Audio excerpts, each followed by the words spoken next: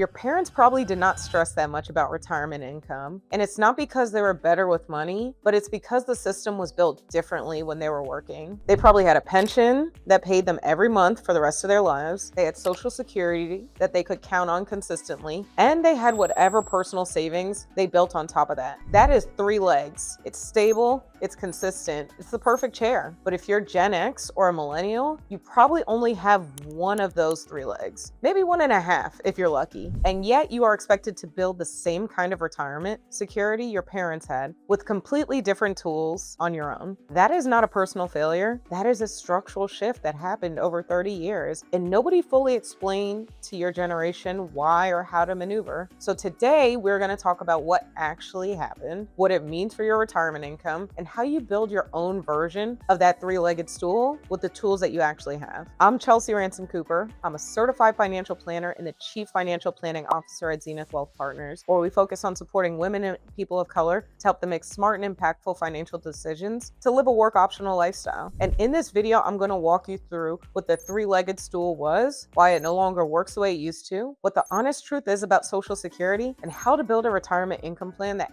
actually holds you up without relying on things that you cannot control. Now, before I get into the solution, I want to spend a few minutes on the problem because I think a lot of people in their 40s and 50s have a vague sense that retirement is going to be harder for them than it was for their parents, but they have never had someone lay out exactly why with clarity. So let's start here. The first leg, what pensions were and why they disappeared. A pension, also called a defined benefit plan, was a promise from your employer. If you work here for 30 years, you retire at 65, and we'll pay you a set amount every month until you die. Your retirement income was guaranteed before you ever stopped working. But in 1980, about 38% of private sector workers had a pension. Today, that number is under 15%, and most of those are in government or union jobs. So what replaced it? That 401k, which is a great tool, but it is a completely different deal. Instead of your employer guaranteeing your income, they give you a bucket and say, good luck. They shifted that risk entirely to you. What that means practically is that your retirement income is not guaranteed. It depends on how much you've saved, how your investments perform, and how well you manage withdrawals over 20 to 30 years, or even longer for retirement. That is a lot of variables that your parents never had to worry about.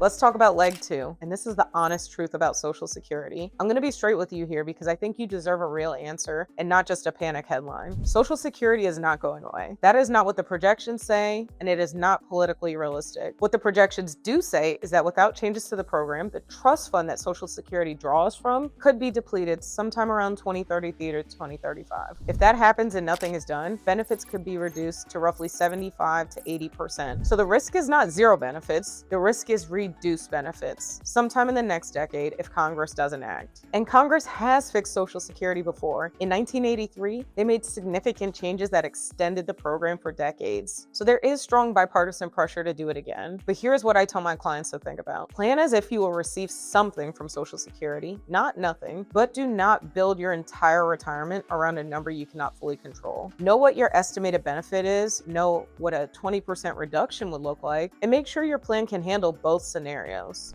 Now let's talk about leg 3, your personal savings, and this is the one you can actually control. Your personal savings will always be there, but for your parents, it was a bonus leg. This was the extra cushion, but for your generation, it has to do most of the heavy lifting. And here's the challenge that many people are facing. Most people were never taught how to turn their savings into income. You know how to save, but you do not necessarily know how to make that savings last for 30 years while also protecting yourself from inflation, taxes, and a bad stretch in the market. The gap between saving and income planning is where most people get stuck, and it is exactly why you need a new version. So if the old stool is broken, what does a new one look like for someone in their 40s or 50s today? The good news is you can absolutely build a 3-legged stool. The legs just look a little different than your parents. So let me walk you through it. Your new leg 1, your tax advantage retirement accounts. So that's your 401k, your IRA, your Roth IRA. These are your primary savings engine and the closest thing you have to that pension your parents had, except you are building it yourself. The goal here is not just to max out contributions, though that does matter. The goal is to build the right mix of tax-deferred money and tax-free money so that when you retire, you have options for how you pull that money out and what you owe in taxes. If you are over 50, the catch-up contribution rules let you put in significantly more each year. That is one of the most underused tools for people in this age group. two. Let's talk about leg two, taxable investment accounts and liquid assets. This is money outside of your retirement accounts. So a brokerage account or dividend paying stocks, emergency savings. This leg gives you flexibility and liquidity that your 401k cannot. So why does this matter? Because retirement account withdrawals are taxed as income, but money from a taxable brokerage account that has been invested for years is often taxed at the lower capital gains tax rate, such as long-term capital gains. So having both gives you the ability to manage your tax burden in retirement. Last is the third leg, so your guaranteed income sources. This is where Social Security lives, even with its uncertainty, but you can also build guaranteed income in other ways. Certain types of annuities, for example, can function like a personal pension, or you put in a lump sum and receive a set monthly payment for life. They're not right for every situation, but for someone who wants a floor of guaranteed income, they are worth understanding. Something else to consider is real estate and how this fits here. A paid off rental property generating $1,500 a month is a leg of its own. It is not right for everyone, but if rental income is part of your picture, it absolutely counts as a source of retirement income. The point of this leg is to make sure some portion of your monthly expenses in retirement are covered no matter what the stock market does. When you have that floor, everything above it becomes breathing room instead of survival money. This new stool works for the same reason the original one did. 3 different sources of income, each one serving a different purpose, none of them fully dependent on the others. If one leg wobbles, the other 2 hold you up. The difference is that you have to build this intentionally. It does not happen automatically the way a pension used to, but that also means you have more control over it than your parents had over theirs. I've worked with Gen X clients who came to me convinced that retirement was not in the cards for them because they didn't have a pension, they were worried about Social Security, and they just felt so behind on savings. But when we sat down and we mapped it out, what they actually had and what they could still build, most of them were closer than they thought. Not all the way there, but close enough that a real plan made a real difference. And with that, the anxiety goes away when you replace vague worry with specific numbers. That is true whether you're ahead